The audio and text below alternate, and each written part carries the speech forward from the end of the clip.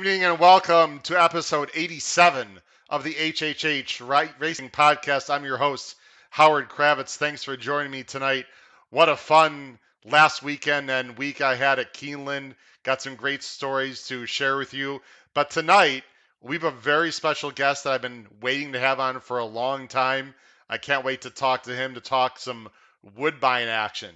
But before we do that, as you can see, you can find me on Twitter on my name tag there at HKravitz. Also on the bottom of the screen, you can reach me through email, hkravitzhorse@gmail.com. And then, of course, perhaps some of you saw me on the Magic Mike Show this afternoon. I made my debut on the Magic Mike Show. So if you're a listener of the Magic Mike Show and you're the first time here, thanks for coming to the HHH Racing Podcast. Please make sure you hit that subscribe button right there on the corner of the screen.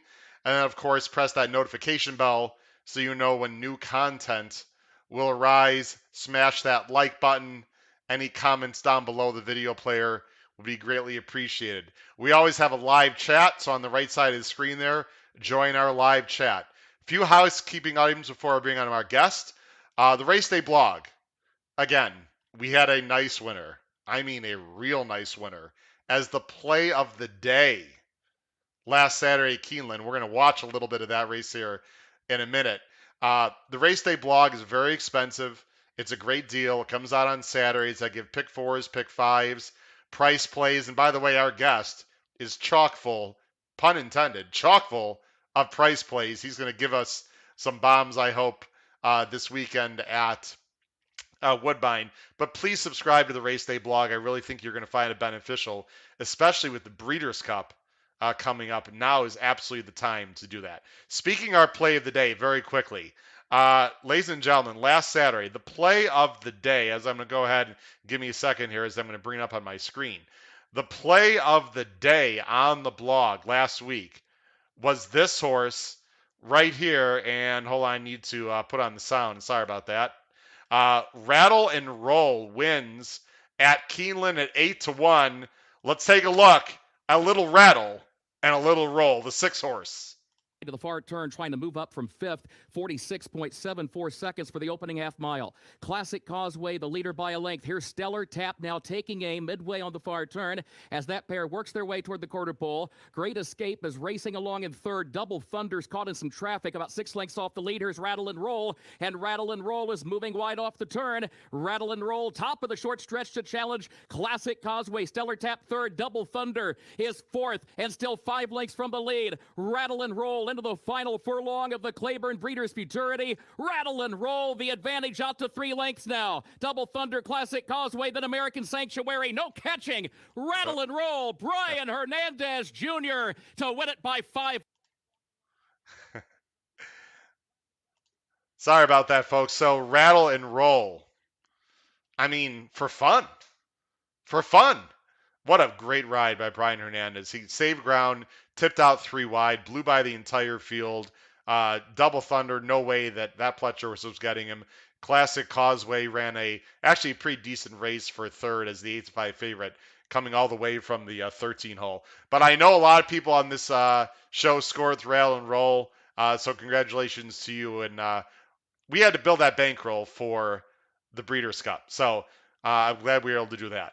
All right, ladies and gentlemen, we have a great guest we're going to bring on. We've got Ralph Conti, by the way. Ralph, how you doing? Thanks for joining the show. We have a bunch of viewers watching. Please make sure you type in comments into the chat. Let's bring on our guest. Enough chatter here. This gentleman works for a company that I work for right now, and it's been an absolute pleasure to work for InTheMoneyMedia. This gentleman is the business manager for InTheMoneyMedia, so we might talk a little money here today. But probably most importantly for tonight, he is an excellent handicapper, and he's been covering Woodbine this meet like a glove. He's had some great prices. We're going to be talking about the Woodbine late pick 5. Let's bring in, ladies and gentlemen, from Chicago, the one and only Drew Coatney. Drew, how you doing tonight? I'm good. That was a heck of an introduction. I appreciate it.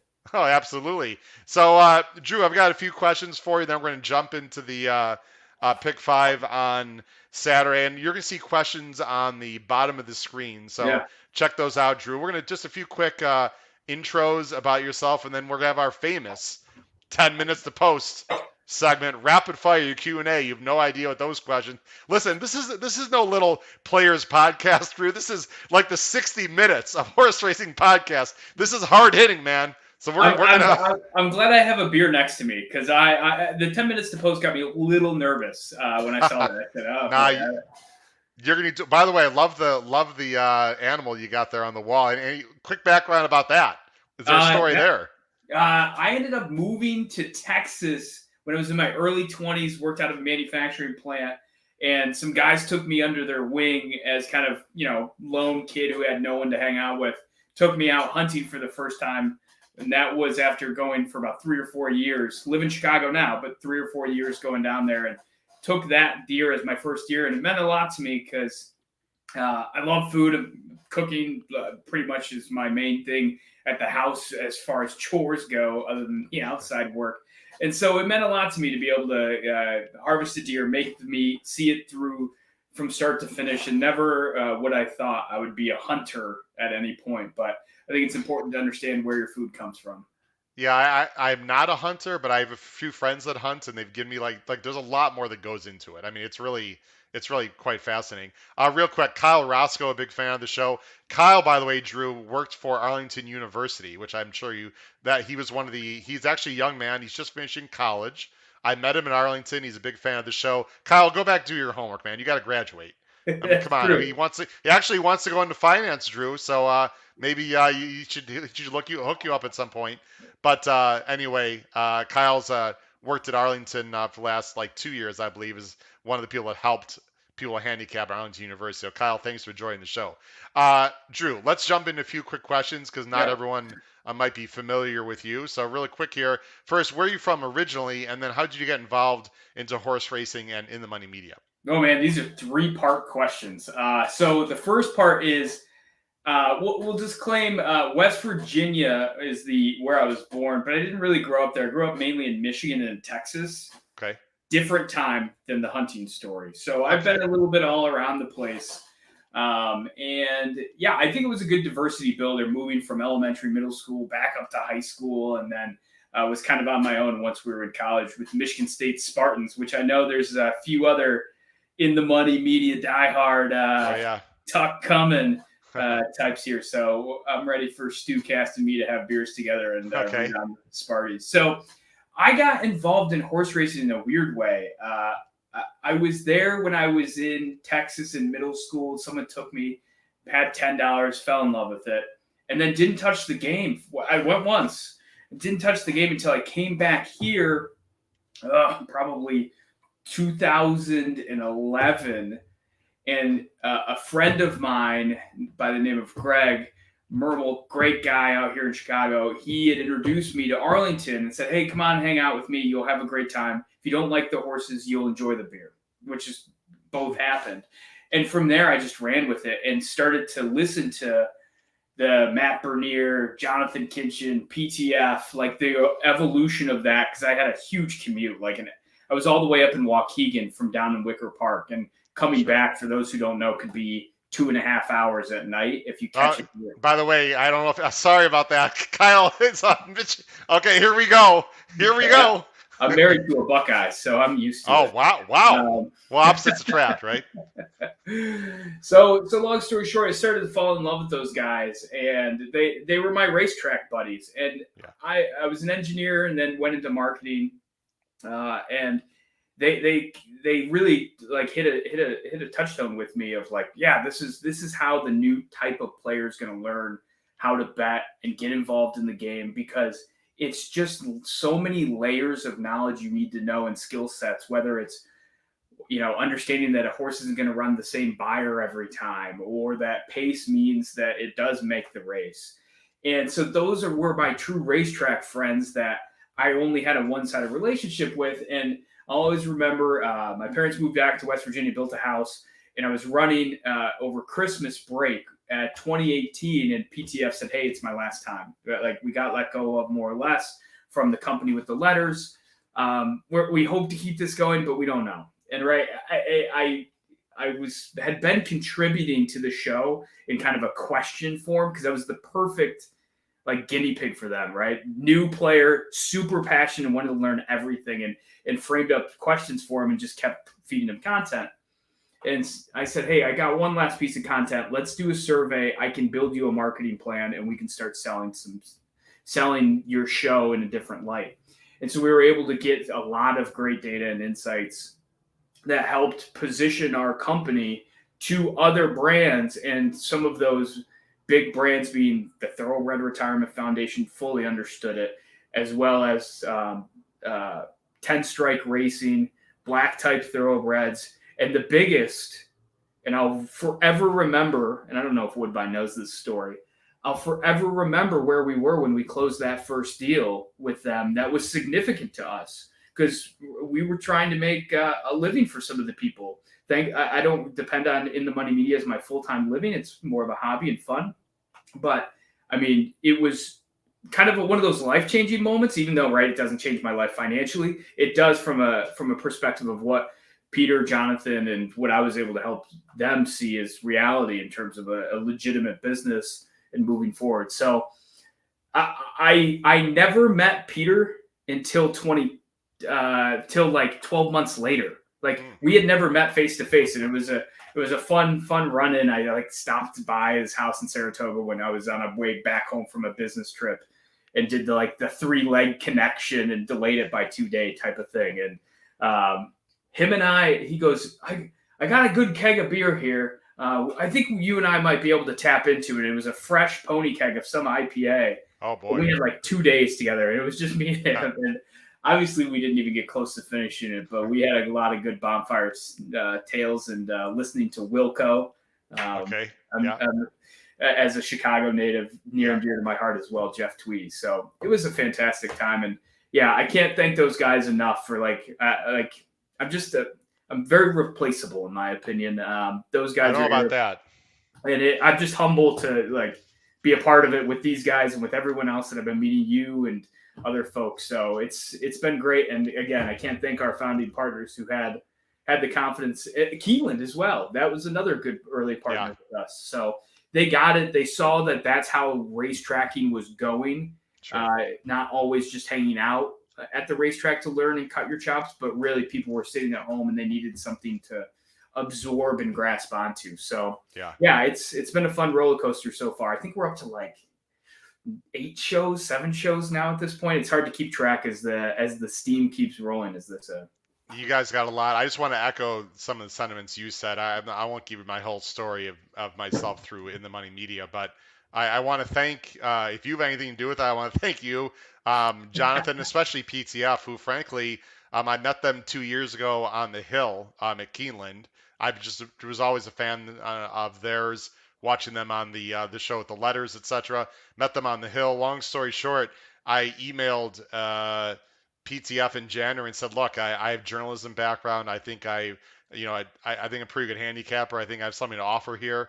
And literally 2 emails later, I'm covering Canterbury, as the national handicapper for ITM for Canterbury all summer, which was very successful, had a great time, met a lot of people. So I want to thank yourself, PTF, JK, for the opportunity to be a part of ITM. And then I've been on many shows. I've been on the Players Podcast, and I'm doing some write-ups to the Breeders' Cup. And I think there's a few things in the future in line for me as well within the money. So anyway, I really am thankful to you guys for putting me sort of on the national spotlight. Truthfully, Matt Bernier, I suppose should get the full credit because I won his Friday feature contest 3 times. And so actually, my first time I was on the In the Money Media program was actually August of last year, almost a year and a half ago, August 11th. I still remember the date, with Matt Bernier as a guest on his show. So anyway, thanks to you guys. Quickly, Drew, what are your main tasks or day-to-day or weekly operations that you do as business manager for ITM? In 2019, it was everything. The big thing I'm working on in the money is setting up different arms of the company, whether it's sales with our fantastic sales consultant, Jenna, that we have on staff, or whether it's setting up our FP&A analysis, financial planning and analysis for the guy who was trying to get his Kyle, I think it was, who said go blue, right? He gets that. acronym, but financial planning and analysis, because we have so many folks within the organization that need to be paid, right? We sponsor with these folks. We want our contributors to get shares of profits and all of this activity. And so that's what we're trying to get built up for those folks who do some of the hard work and get sponsorships and all that. So managing that, it was a lot easier when I was just paying Peter. Now it's trying to figure out how do we make this a whole organization. By the way, I heard the checks in the mail for me. I'm still so totally kidding. I appreciate any exposure I get. It'll happen down the road. Anyway, go ahead. Yeah, the key word is sponsorship plus talent is boom, money. So, well, I hope there's some talent here. The sponsorship will have to work on that. But anyway, sorry to interrupt you. Go ahead. No, 100% talent.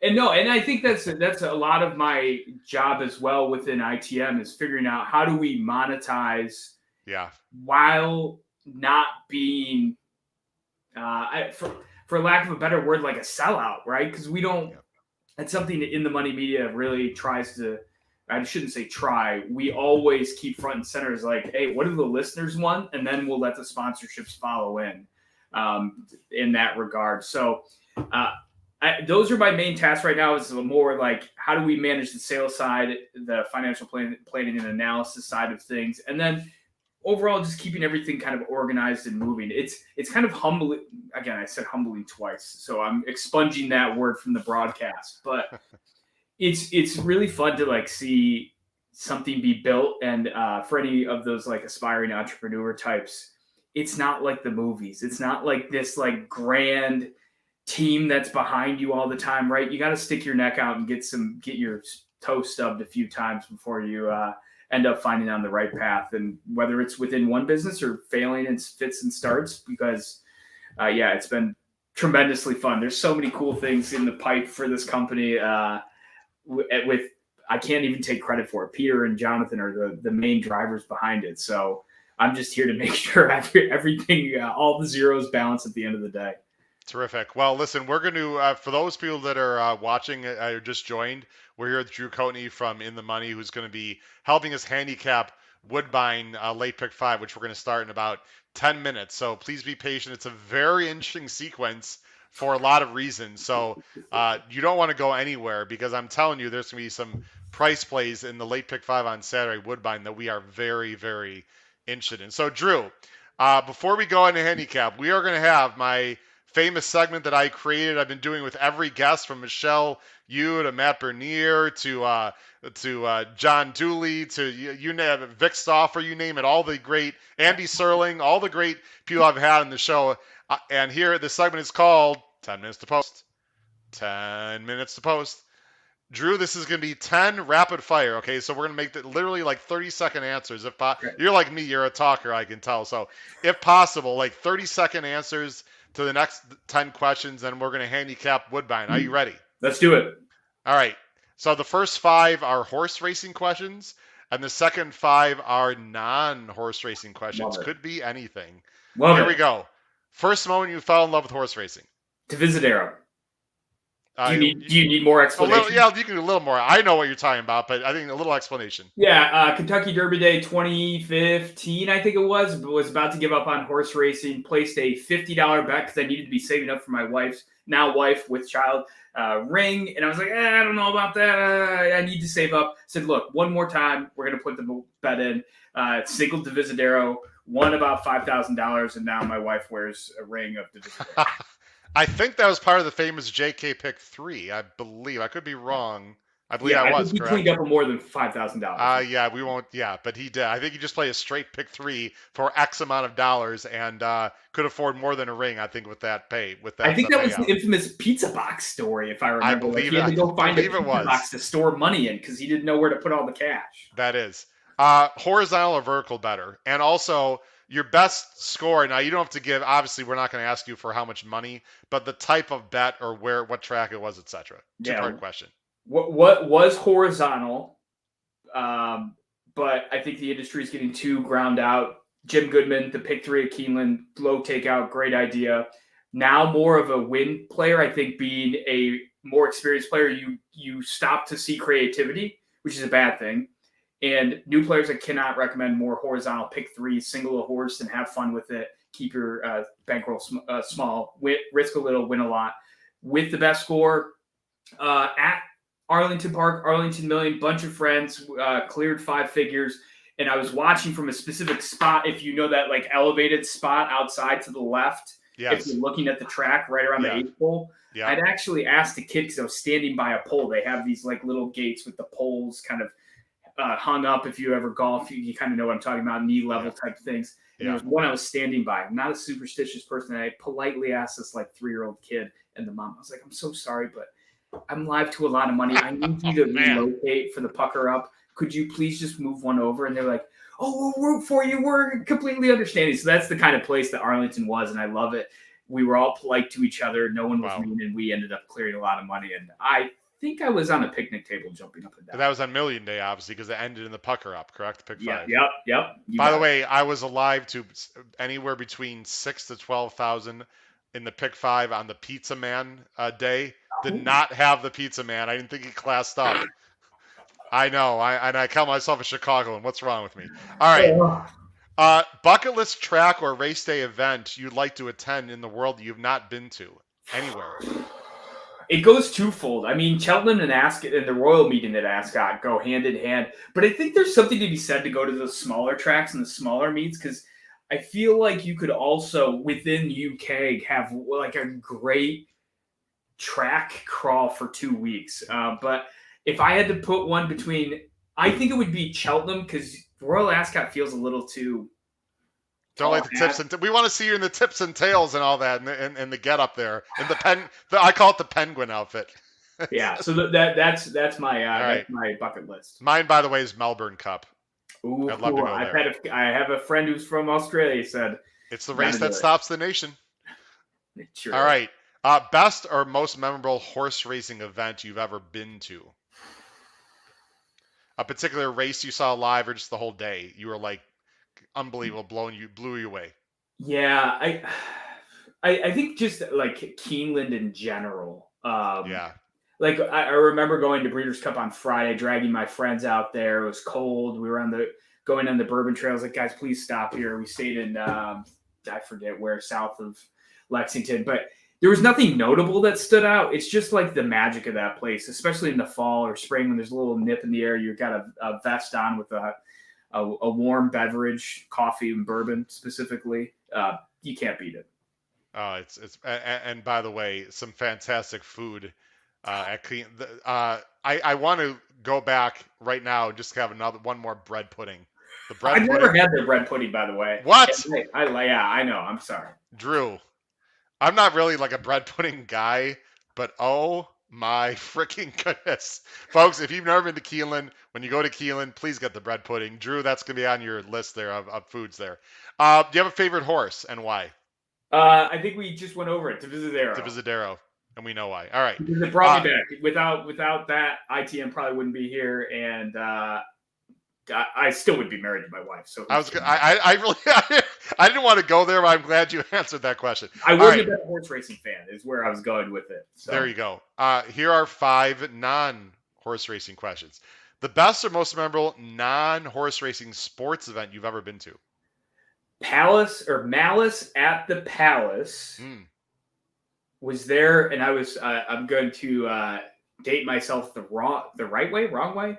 Our parents were picking us up, if that gives you an indication of my age, and our parents called us in a frantic fury because they knew where we were sitting, more or less, right where it was happening. And we had just gone through the turnstiles. Wow. And they're like, "Are you safe, right?" And we're like, "Yeah, everything's okay. What's going on?" And cell phones just came out, right? And so, I mean, it was as a now parent, I understand their panic, but if I wish a buddy would have called me and been like, "Run back in, go to your seats, it's going crazy," but they said, "No, get out. You're, I don't know, 15, 16 years old." So that was the most memorable thing that I was never at.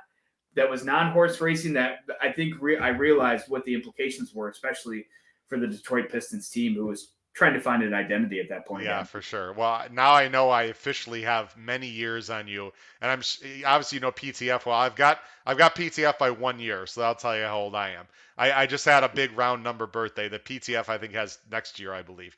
All right. Um, this is a pretty much a PG show. So name something that people don't know, like something interesting, like something that would surprise people about PTF and or JK. Like obviously it can be probably something good or maybe bad, but something that would just surprise, like they would say, really? Yeah, I'll go with PTF. One thing I didn't know was he pours his heart and soul into broadcasting, so much so that afterwards, especially like at the NHC, he really can't talk. Like he can't communicate because he has put every, and I'm not exaggerating, like every ounce of energy he has, no drinking, nothing, just, and like afterwards you try and talk to him and he's like, I can't form sentences. I'm sorry. Like, and it's kind of cool because that's how much he loves listeners and like Yeah. giving it his all in broadcasting.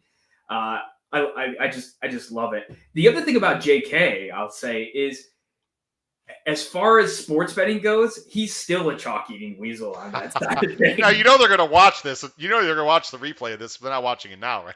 Oh, I love it. I love it. No. Because I think both of those guys stay true to themselves in both of those stories. Absolutely. Whether it's PTF and like like I've never seen a human give as much. It's almost like a rocker out there, like giving it his all, and goes back to the green room and can't move. And it's just if you see Pete afterwards and he's a little disheveled, it's not because he's disheveled in general. It's probably because he just poured his heart and soul out in whatever he was recording. So. I mean, I have the most respect for how much effort he puts into it. That's awesome. Passion's important. All right, we're running We're going to go a little quicker here. Favorite athlete growing up? Oh, geez. Let's say before you were 10, when you were in your single digits. How's that? Yeah, but everyone was so Detroit. I mean, Deion's. Yeah, I don't know. We're gonna pass that. I just All right. don't. Too tough.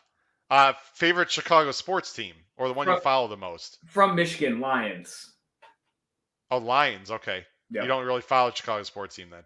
No, I just hope for their demise. Okay, I understand. Except for the friendly confines, I'll root for the Cubs because they're not in the same as the Tigers. So I have a friend that's a Lions fan. I feel bad for you guys. I'll tell you what though, they've been very competitive this year. Their record is very misleading. Very misleading. Yeah. Well, but they are who they are. It's like Dennis Green, right? They are who they thought they were. Yeah, my other favorite sporting moment was Daniel Norris jacking a grand slam home run in Wrigley Field. Which is a pitcher, by the way, for the Tigers. Yeah. That was fun. All right, last question before we handicap, and you touched on this, or you said you might want to. Some future plans for InTheMoneyMedia. Obviously, you don't have to give away any secrets, but or possible some long range goals that you'd like to see. The program become. Yeah, no, that's a great question. The vision. What's the vision, Drew? Yeah, without giving us too much, laying the cards down too much. Yeah, absolutely. I think we're really excited in the direction we're going with not only like centralization of commentary, but bringing together collaboration. So I see us building even more awareness and a platform and being the place that educates horse players and bringing the community together to welcome new people so that it's not hey, we're going to give you a platform that'll tell you what to bet. I think that's kind of approach to a degree in the industry. Hey, here's this cool platform I have. Come, I'll show you how to bet. But just welcome them in and bring them all together. So I can't give away too much. Lots of paperwork in the process. So that's kind of where things sit. Well, I wish the company luck, and someone emailed me said, "Of course you have Drew on, so you can get some brownie points." Not the reason at all. That's not how I operate. I let my work do the talking for myself. So hopefully I'll be involved within the money media as well for a long time. But I'm excited to see where the company goes. I think there's going to be big times ahead for InTheMoneyMedia, and I'm sure you'll be involved in it, and hopefully I'll be too. All right, so Drew, thank you. I appreciate that. Let's jump in because I know a lot of people love to hear us chatter, but this Woodbine. Now, there was a comment already And you don't know what it is, but I'm going to bring it up. And I understand what Ralph is saying. You ready? Here's the comment. Yes, there are 4 maiden races. Now, let me address. It's important. I don't. By the way, Ralph, I'm not insulted at all. I'm sure Drew is not either. So let's go ahead and talk. Now, one of the reasons why Ralph is saying that, Drew, is because it's very rare that on the show we don't have a sequence that involves stake races. But here's the deal, and this is for everyone. So first of all, Drew is an expert at Woodbine. He's been covering Woodbine all meet long. He has great insight into Woodbine. Number one. Number two, I've not covered Woodbine a lot this year. I covered on Queen's Play Day and when they another big stake race day for the Woodbine Mile Day. I think it's important to go to other tracks. I've covered San Anita a lot, Belmont, Keeneland last week. I think we need to move things around. And if you're a series better like I am, you need to you need to spread your wings a little bit. Don't get stuck into one track all the time. And here's the other reason: it's a 20-cent pick five. Yep. So you are able to play some more horses, although you should be careful because that's sort of a sucker kind of thing, which I'm sure Drew will talk about. You don't want to just play a zillion horses just because you can. That being said, there are 4 main races to start, and they're really good main races. These are not like cheap main claimers, folks. These are solid, mainly main special weight races, and then a nice allowance race. And this, folks, is where you really have to do your homework. And this is why I have this man on the show, because he watches a lot of replays, as do I, and we believe we can get you some big time prices. And the bottom line, folks, and Drew, I'm sure you'll agree with this, sometimes these big stake race days end up being really chalky. And frankly, I think days like this particular pick five are the ones where you can really make a lot of money. 100%. I completely agree. And I think it's fun to watch.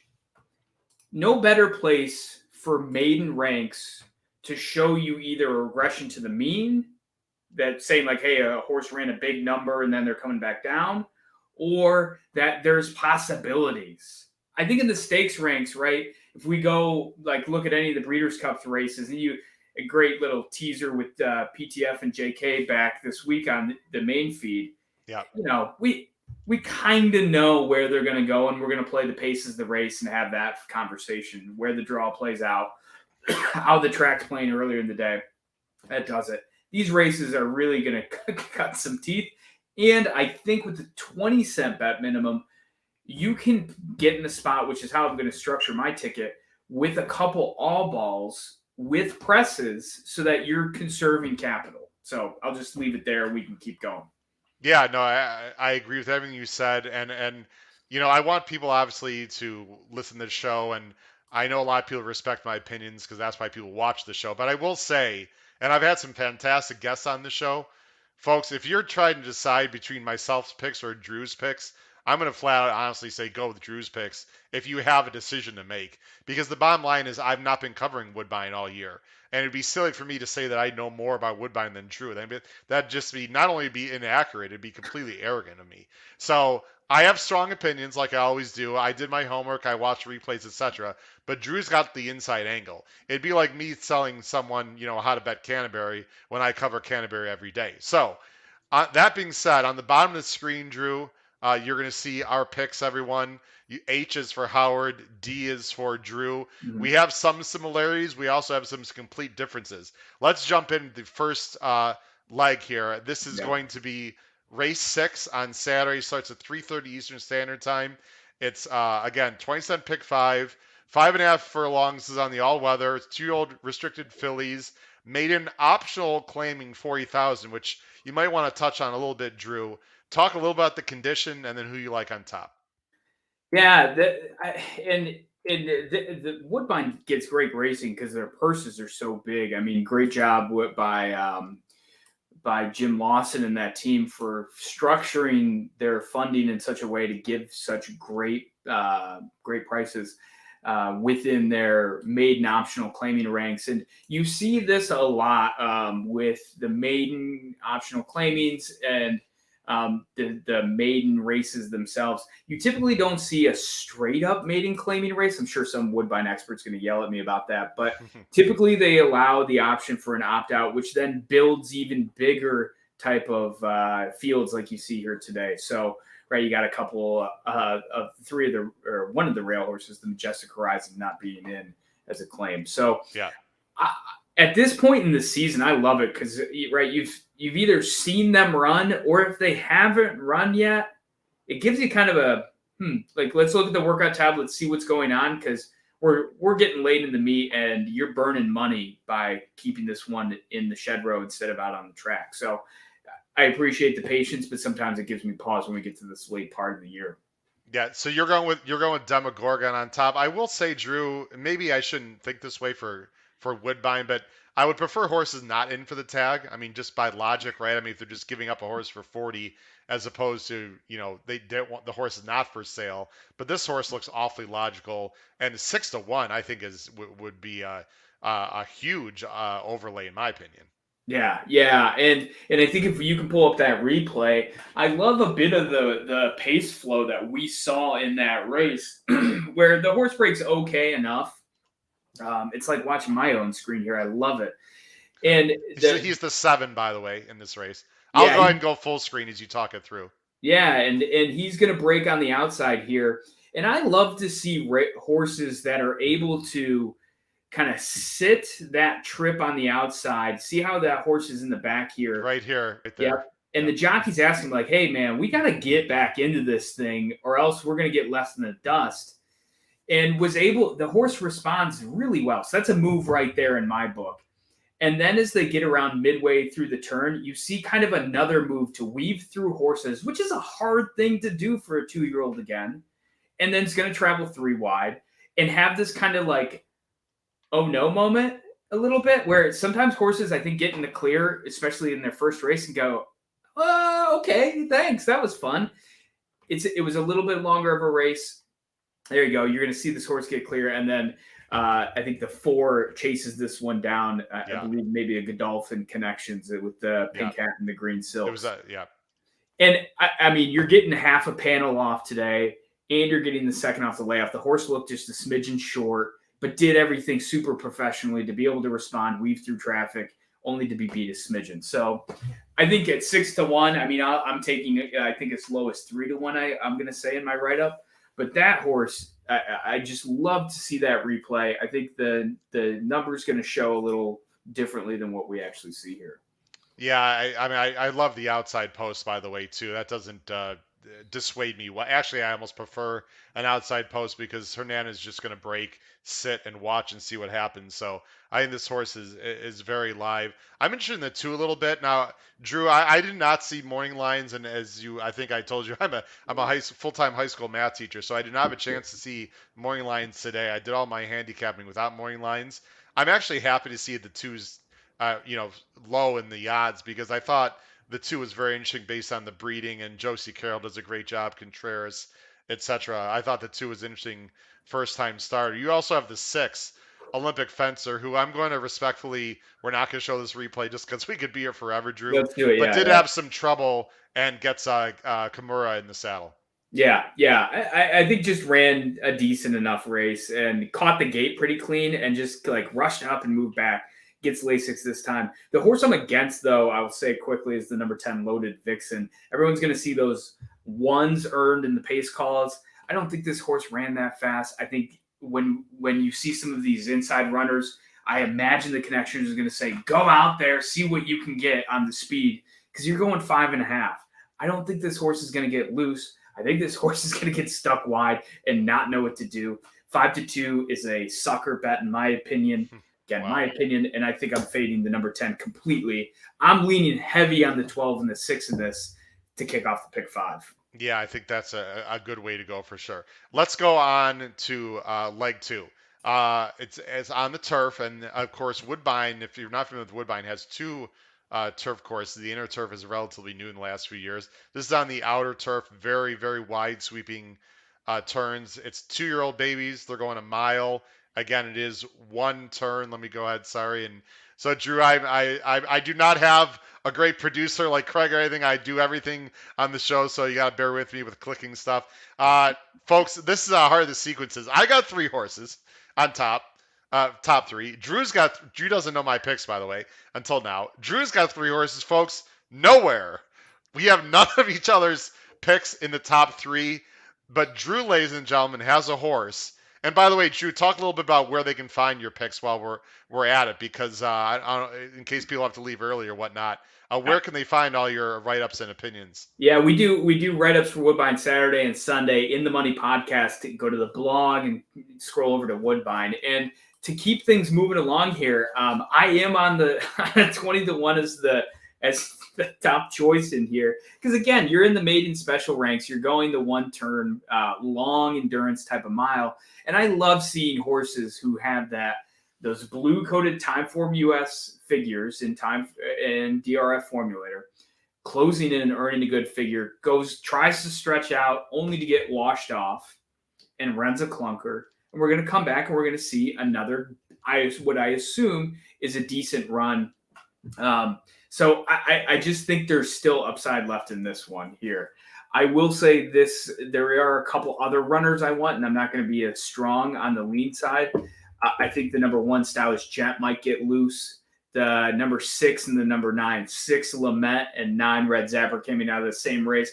Kind of had a bit of a wide trip, and I think Cassie, second-time starter for number 6 Lament, you can't beat. And the number 9 Rapper Zapper, kind of that same story, but even wider. So if you're going to like one, you kind of have to like the other, in my opinion. So I'm going to go with the 4, 1, 6, and 9, and I will be using that 10. I was talked into it by Spencer today.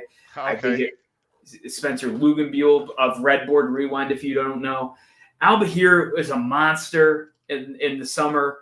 Grafton Street's pretty good as well. And you can tell that's easy story. Atfield debuted this horse on the wrong surface. Yeah. Got washed off, then got to come back and face a bunch of monsters. Now gets back to a better field and has a strong bull at workout. I think that one's going to make my top ticket as well. Yeah, you know, here's my, first of all, you can't use all these horses, right? By the way, I love the 20-1 shot here on the 4. I'm definitely using this horse on your recommendation. I think, you know, to me, here's how I see this race, Drew. I'm not a huge fan of the jockey on the 10, but coming out of very tough races, to me, working well also since, which I think is very important, because in general, Drew, I'm against horses coming out of big stake races going back to, you know, maidens or allowance races. I think that's a big play against. But in this case, I mean, this horse looks tons the class, ran well enough in the summer, has been working well since, which to me is very important. And again, I don't love the low percentage jock here, but if I had a single, I would go with this 10 and just go for it in the sequence. I'm not saying that he's the most likely winner of the sequence. Yeah. I just would have to take a stand here. Otherwise, I could use a whole bunch of them. I just want to mention what Drew said, that Rapper Zapper was sent very wide in that race on the 18th. We're not going to show the replay. And also, yes, Lament was in that race too, but I thought, Drew, that the 9 actually ran better than the 6. That horse was sent out wider and beat the 6. I'm interested a little bit in the 7, Morning Thoughts. And pun intended, I'd like your thoughts real quick on this horse. I like Boulanger. I like the fact that they've tried to get this horse on turf, washed off twice by, this is by an Air Force Blue horse out of a Diner Former mare. So any thoughts on Morning Thoughts? Am I crazy? Nah, I don't think you're crazy. I mean, it's hard to talk anyone off.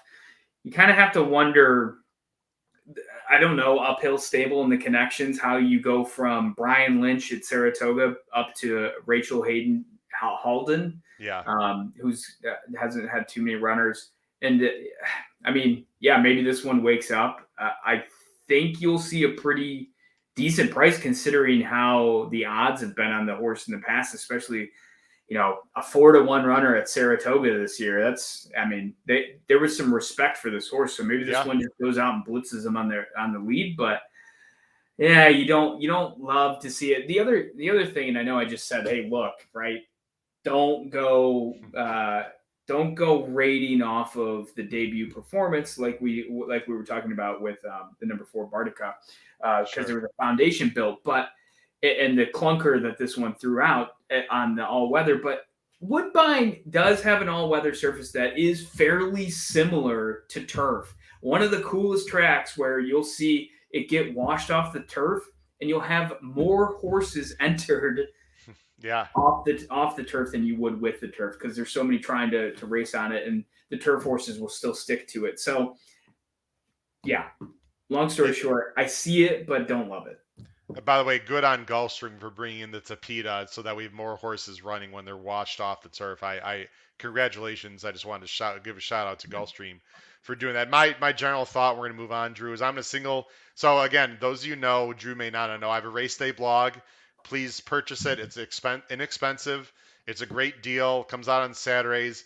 My ABC tickets and ticket construction for this sequence, along with Keeneland's Saturday late pick 5 will be on my blog this week. I have the 10 in this race as a lone A, Drew. So it's not a pure single, of course. I have backups, but to me, that's my lone A. Otherwise, you could throw a bunch of horses in there as A's. Let's move on to so there's one big bomb, the 4 there, 20-1. Let's move on to the next race. Again, we're at main special weight.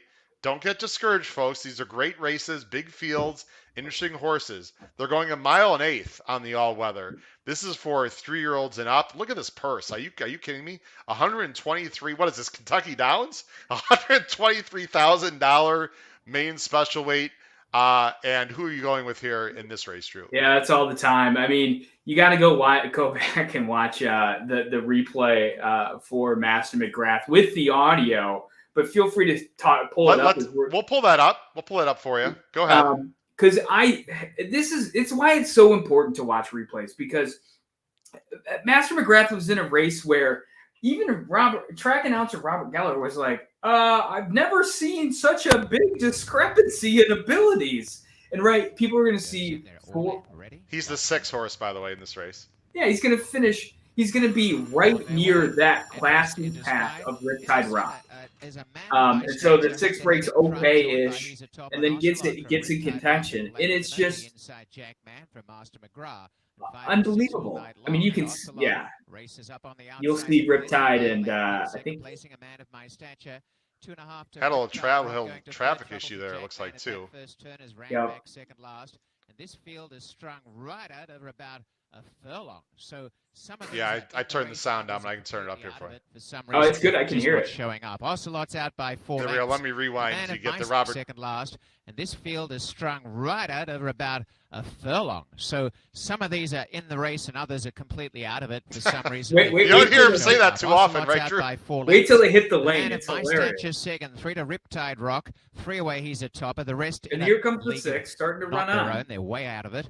And out in front is Ocelot by 2.5 lengths, a man of my stature. Now, Riptide Rock is getting a roll on down the outside pretty easily. It's not like Riptide Rock's flying past Ocelot, and this has not taken much sweat out of this runner. So there's an impressive debut performance. And Riptide Rock's got it. You see, he is running on a little bit from behind, and this was a very classy horse that won. The rest, I just haven't seen them distance that much in a first-time starter's race, really.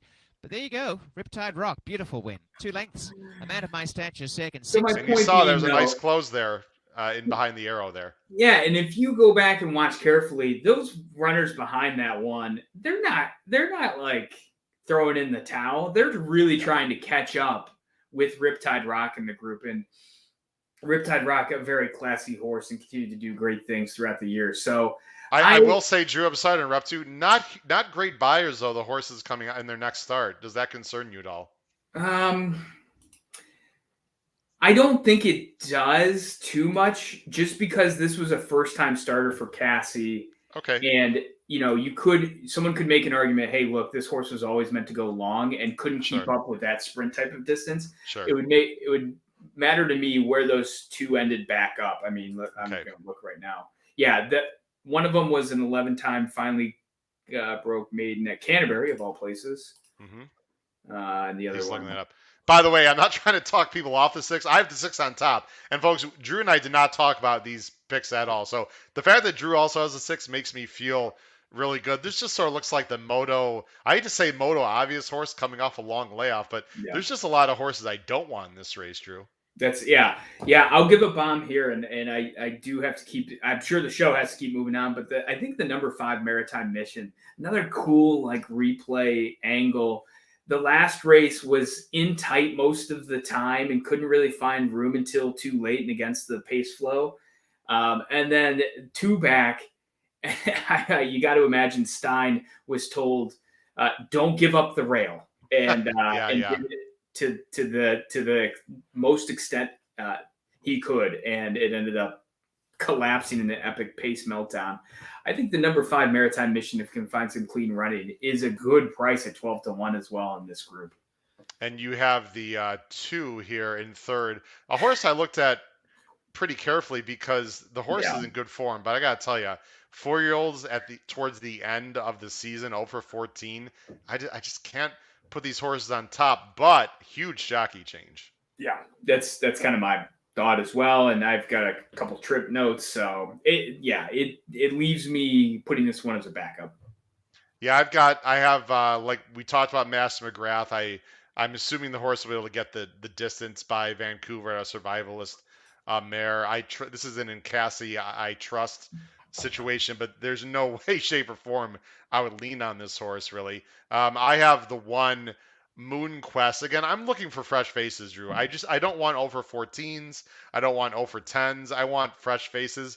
I don't know if this horse can run, but I like the gelding, and this is the other Cassie, right? How many times have we seen the other barn mate win? So it's not an amateur angle. I mean, it's an angle you see all the time. And I have the 7 free shipping who's coming out of the similar races as Maritime Mission, and we're not going to have time to show the replays, but I thought the 7 is in pretty good form. I thought there was enough speed in this race, could make a late run, is only a 3-year-old. So I'm trying to find some fresh faces, but it is definitely a tough race for sure.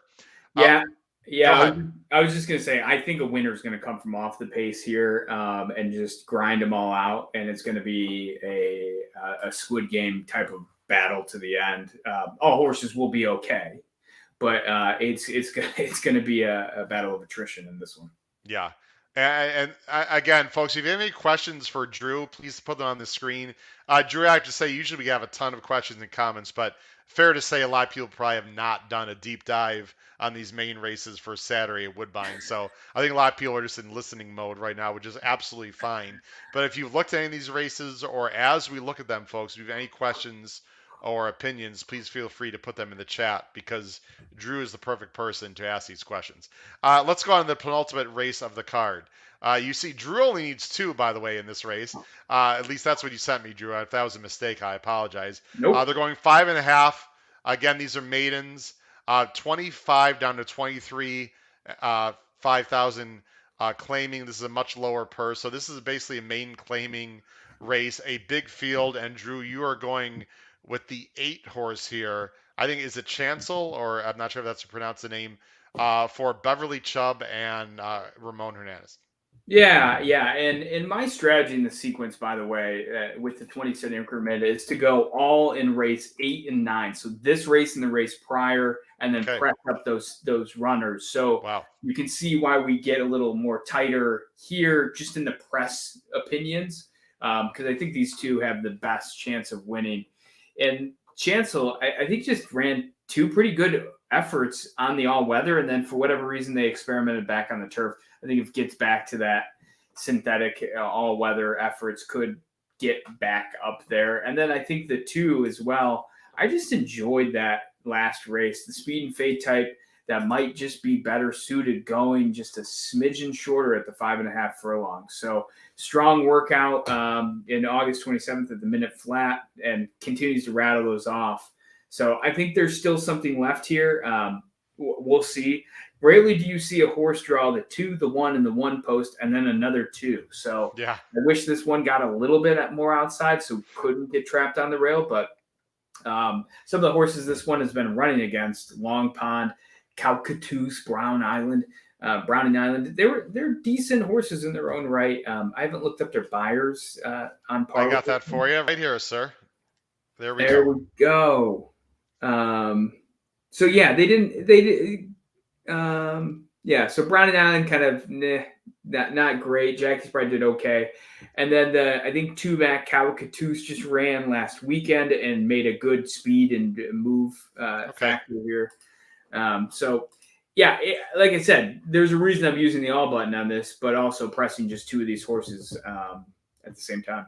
Yeah, my opinion in general, I don't care if it's Woodbine, if it's Fawner, if it's Saratoga, the cheaper the race, the more I want front runners. I don't have, I don't have a specific stat. I know I'm a math teacher guy. I'd love for someone to look into that. But main claiming races or just cheaper races in general, I want speed. This is a 100 early time form US pace. Drew, I'm assuming Red Maple, if he breaks, he's going to have the lead. He's got Kimura. I agree. I like the 2 also. I'd also throw the 1 in there because I love turnbacks, and I think the 1 might just sit for Justin Stein, who I've always thought is a bit underrated and doesn't really get enough credit because he's won some big races in his career. I'm using Expo, and then I'm using your 8 as well. I think for me, this is a race that I'm going to spread. I think there's others that I wouldn't spread as much. I agree. Drew, at the end, remind me to ask for your specific ticket construction. I know you mentioned it, but we'll say it one more time at the end of the show here, which will be Yep. about 5 or 10 minutes. Let's go in this last race. Now, Drew, I'm going to just say this. I have a very, very strong opinion on this last race. I'm either going to be very right or very wrong. And that's how I roll, Drew. I know that's how JK is. That's how a lot of, handicappers I respect. But you got to take stands, folks, right? I mean, right or wrong, you need to take stands. I'm going to let you talk about your pick. And I think you have an idea what my stand is because you see my top 3 picks does not have your top pick. You're going with a horse coming on a huge drop down out of a grade 3 and a grade 1 English Conquer. Yeah, and this horse is perplexing, right? Because if you go back and look at the 3-year-old form, you're like, hey, 3 horses in this race on separate occasions has beaten this horse. Yeah. Kind of what happened here, and it's just so hard to bet against a horse that ran close to Walton Street or Corelli, and Walton Street being over the seas type of horse who ran behind Mishriff by a length or 2. So I just think this horse woke up and found his legs and is going to continue to do good things. Maybe someone on the inside can tell me exactly what happened, but I just don't think you can dismiss those multiple pretty decent efforts in my book. We may look back at this and go, man, we were really wrong. I do get a little nervous going to the 2 turns. Copic or Eat Mud. I love it. Which Mud Pie ran today. I don't know if that horse won at Keeneland. I always I'm not sure. For whatever reason. Brian, a big fan of the show, actually a coworker who's just learning about horse racing. So, Brian, thanks for joining the show. This is a tough show to watch if you don't know a lot about horse racing because there's a lot of minutia here with the maidens. But, Brian, we appreciate you watching. You're going to learn, Brian, and listen to this guy right below me because he knows what he's talking about. Sorry, Go ahead, Drew. Yeah, so, talk about the minutia. My goodness, going 1 turn versus 2 turns. What 1 turn's like an anchor leg, right? You want someone to be able to chase people down and move and be agile versus the 2-turn events are these weird like little sprints. If you have early speed and or you're up near it closer, because you have to take a really almost like a F1 type of turn and go really quick and be able to navigate that. So it does give me pause to not have a front runner, but I just see such a strong pace figures within this, the number 10 English Conqueror. It's hard to back against. And then just very quickly on the 5, I will be using as a backup also is the 8, excuse me. 8, My Sea Cottage. I think the 5 is your choice here. Yeah. I'm crazy though, but go ahead. It's just kind of the Cassie, the third off the layoff, and Hernandez gets the mount again, and I think got stuck in that merry-go-round pace against some pretty darn classy horses with War Bomber, Riptide Rock we already saw previously. So, go back to August, traveled wide, made that first move, which is important for anyone learning replays.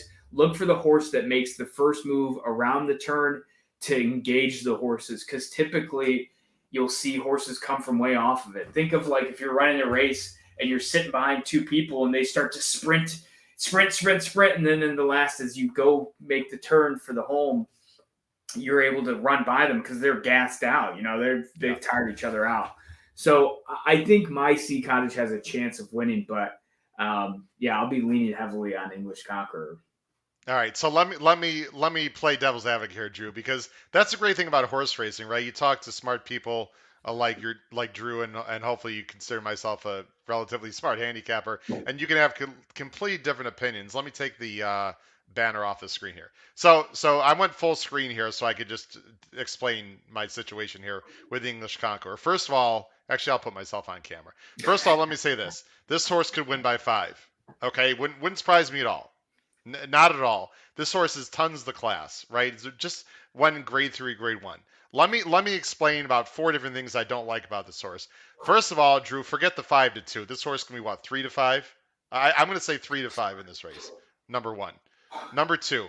The horse is clearly better going long. I think you'd even agree with that. Now maybe he's just getting better. I mean, he did run in 88 first time out, going a mile and 16th of the year against Town Cruise, who just won the Woodbine Mile. So perhaps, the distance is not going to be an issue, but I think it is fair to say this horse is better going longer. Here's my main issue. Unlike the 10 horse a few races back that we talked about, the Maiden, who had some good works since that graded stake effort, Drew, English Conqueror has no published works. Now, maybe they worked them somewhere else, or who knows. 0 published works except for the October 9th work, and it was slow as you and I can work. It was 69 of 69. I'm not saying the horse is injured. I'm not saying anything nefarious is going on.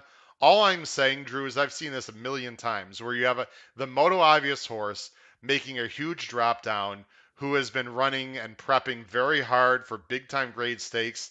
And now they're just like plunking him in a race where they think, all he has to do is show up and win. These are horses I love to bet against, Drew, and I could be completely wrong. I'm using him very, very defensively. Anything I said that you want to either completely agree or disagree with? Yeah. So I'll say this horse is a completely different animal. Let's just go through the story. I love telling myself a story. June 13th, debuts for 2021. Whole new animal. Run 10 buyer points higher against Town Cruise. Town Cruise ends up winning Woodbine Mile. Fantastic run. Then comes back on the synthetic and faces Belichick, Tecumseh's War, some decent horses, probably within these ranks here. Doesn't run as the greatest race. Mm-hmm. Comes back on the yielding, cross the line through it, comes back a little longer, has great pace figures, but just can't close the deal on Corelli, a really good horse. And Belichick, a huge closer, then last out in the long distance going against Walton Street and Desert Encounter. 2 of Desert Encounter winning, I think, like 3 of the Canadian Patterson International. So I just think this horse transformed, and people are going to gravitate towards the 2 July races that were kind of clunkers. And man, this horse has been beaten by Holyfield, and just like Larry and Unilateral. And I'll leave you with this story. I used to be a center and for basketball in 8th grade and a quarterback in 8th grade. Okay. I was 5'10" then. I'm still 5'11" ish. There you go. And all my peers outgrew me, out bulked up on me, and outskilled me. This horse is not me. It grew from 3 to 4 in an unprecedented pace like the others did here. So Holyfield, just like Unilateral, or Holyfield, just like Larry and Unilateral, weren't able to grow up to the pace that English Conqueror did. And that's the story I'm sticking to. And I do think a good bet on this horse is around 6-5. Anything below is too short, in my opinion, because you have good points. Well, listen, I'm very concerned. I think this horse is going to regress. Now, is he going to regress enough to lose? That's a whole other question. And the other thing, is if you can beat this horse, and that might be a big if, but if you can, I think this thing's going to completely blow up if it's not big enough already. Real quick, I've got Holyfield. I like the direction this horse is going by Uncle Mo out of Honor and Glory mare for Catherine Day Phillips and Kimura. Has been consistent. He's not spectacular, but I think he's improving. I like the work since. I think he's going to set a nice trip. And the other horse that I would use as far as my picks is the one that you mentioned for Gary Barber and Cassie Hernandez, My Sea Cottage, who I think will be up close to a pace that could be slow, Drew. And I wouldn't be shocked if this horse does what he did in his main race at Gulfstream. Granted, completely different track, but will just stalk a slow pace. And perhaps if English Conqueror stubs his toe, could wire the field or win up close and beat a 3 to 5 shot. So very interesting way to close the sequence. Let's go ahead. I'm going to show you my caveman pick 5. Now, for full disclosure, people that watch the show know this. Let me take the PBs off the screen. And again, Drew has not seen this before. I do not play pick caveman tickets. I don't weigh my horses evenly. I play ABC Ticket Maker exclusively. But I like to show this, Drew, for people that are more simplistic with their betting and don't want to get into the minutia of A's, B's, and C's and whatnot. I'll give you a chance to completely rip this to shreds or save them. This is actually interesting. I got a $76.80 ticket, singling that 10 in the second leg, who was coming out of the stake race. And as you see, again, for better or for worse, I am not using English Conquer on the end. It's probably stupid, I'll admit it. But listen, this is a ticket that could pay, right? I think so. Like I really do. I mean, if English Conquer doesn't win, I mean, you're going to get paid. So yeah. I mean, right there it is. I think getting skinny, in my opinion, if you're going to spend, because is this a base bet of 20 cents? 20 cents. Yeah, I did the math on it. Yeah. And by the way, talk a little bit about your ticket also, so people. I don't have it typed out, but just throw your ticket out there verbally, what you would do in this sequence. Yeah. So I would do, and I was actually trying to add it up right now. I'm going to do the 12 with the 6 in the first leg. And just depending on how big the ticket is, I may just single in on the 12 and then play into the pick 4 if I get busted. I actually can create a banner. So you got 6-12 in the first. Yep. Go ahead. I'm going to create a banner. Okay, keep going. We're going to go 4. 6-12. Yep. Next race, 4-10-1. You can just give me numeric order, please. 1-4-10. Yep. Numeric order 1-4-10. Yep. Go ahead. Backup 6-9. So you want to use the 6-9? Okay. Yes. 1-4-6-9-10. Oh, okay. I see what you're doing. I'm just doing a caveman. Pardon me. Okay. 2-5-6 in the next race. Okay. 2-8. Okay. 8-10. Oh, what happened to your all buttons? Well, I was going to do that. So that's my press ticket. You can put some backups in here. I'll go ahead and put that up on the screen so people let me put this down. So, did I not save it? Gosh darn it. Give me that one more time, Drew. The beauty of live TV. I'm sorry. One more time. You're good. 6-12. Yep. 1-4-6-9-10. Okay. 2-5-6. Yep. 2-8. Yep. 8-10. Now that is a professional gambler right there, if I ever heard one. The cadence of how you say tickets to a teller, I think really tells a lot about your skill level. There you go.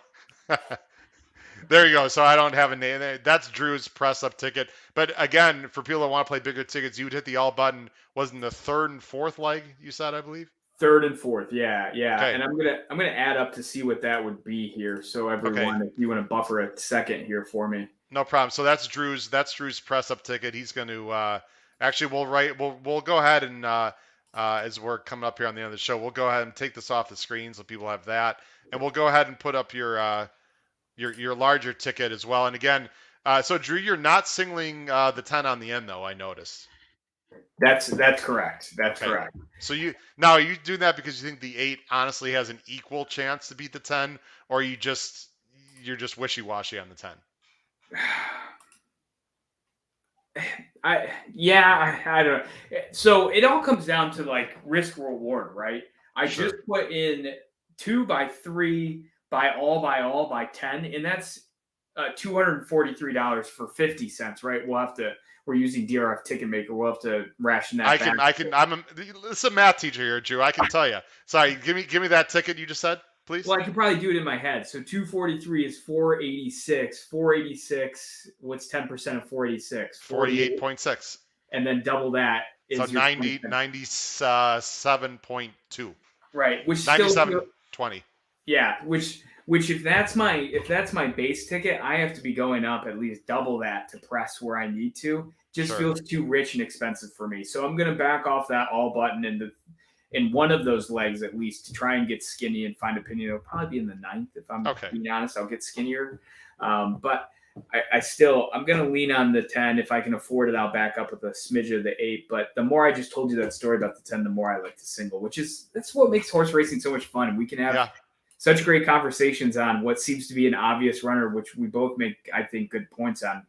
I mean, if you can get a live, listen, who cares about my opinion? So let's just talk in general. If you can get a live to the 10 in the last race and you have some bombs early, I would feel great about my chances, even though I know I just said, I would bet against the 10, but the 10 is the obvious horse to beat. I mean, so it's sort of the way I'll end the show with this, Drew, and then appreciate you. I'll let you close, but I was alive to several thousand on the pick 5 last Saturday to Order of Australia, who I have no regrets whatsoever in the pick 5. No regrets. Ran awful. I have no idea why.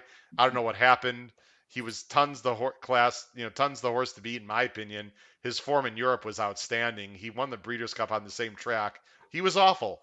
Okay, so I lose. So I get some consolations 4 out of 5. But you can't have regrets in this game unless you feel like you made a handicapping mistake. I loved Order Australia.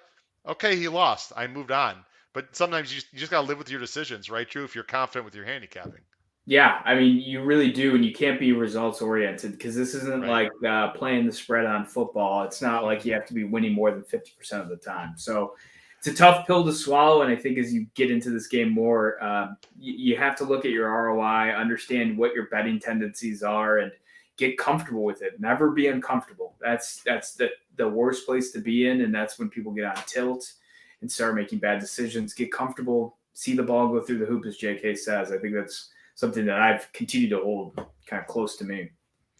Drew Coatney, I really, really appreciate you coming on the show. It's been a pleasure to meet you in person. I hope to actually do it in person other than through a podcast soon. Any closing comments on things going on with yourself where people can find you or anything coming up in the Money Media that you think is worth mentioning?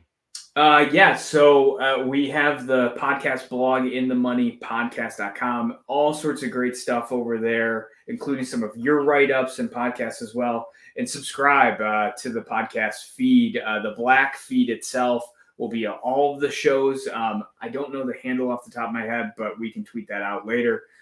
Just search for In the Money and you'll find it pretty quickly there. So yeah, all the good work that JKPTF and all those guys do up there, including myself. And yeah, let's get some winners and get ourselves home a pick 5, like your shirt right there says. Let's get a line for a pick 5. Yeah, we need some bankroll for the Breeders' Cup, right? So hopefully you can do that. Drew, I'm gonna let you go backstage. If you could stay on for literally one more minute as I close the show, so I can finish talking to you. Drew Coatney, thanks a lot for joining the show. Really appreciate it. Thanks, everyone. Thanks, Drew. All righty. Ladies and gentlemen, that was Drew Coatney. He did a fantastic job, of course. Has some great ideas for this Woodbine puzzling sequence, late pick 5. Again, my ABC ticket and more details will be available on my race day blog. There's the information on the race day blog. Please make sure you purchase that. I'm also going to have the Keeneland late pick 5 on Saturday on the blog. Next week, as you see on the bottom of the screen, I was just on the show this afternoon with Magic, with Curtis Culloward of the Magic Mike show, my first time. I had a great time.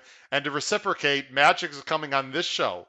So if you're a fan of that show, Magic will be here. And we're going to go next Wednesday, folks. I'll give more details through Twitter.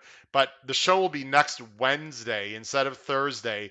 And we're going to be talking strictly Breeders' Cup. We're going to get into details about some of the Breeders' Cup races, not going through PPs, but just some general questions about the Breeders' Cup, which is in 3 weeks from this Saturday. It is never too early to do that.